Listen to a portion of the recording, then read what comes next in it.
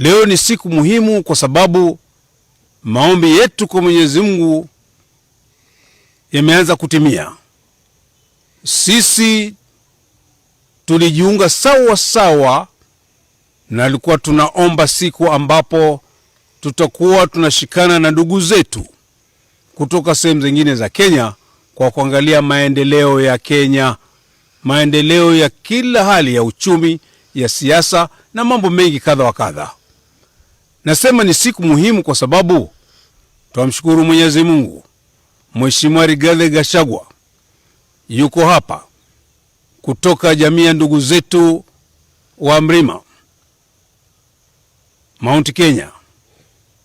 Tunamshukuru Mwenyezi Mungu kwa sababu sisi tumeongea, tumesikizana, tumeelewana kuwa tunasonga mbele kama kitu kimoja kwa mambo ya uchumi, mambo ya siasa, mambo ya udugu, mambo kamili ambayo yataleta manufaa kwa sisi jamii ya Mijikenda pamoja na ndugu zetu wengine watakuja, lakini kwa sasa tunasema na ndugu zetu wa kutoka kwa Mrima, wa Kikuyu, wa Meru, wa Embu, wote hao, wa Tharaka, wote tumekubali na tunatembea pamoja na wao na hakuna kurudi nyuma, na ni sisi Mijikenda sote ambao tuko tayari.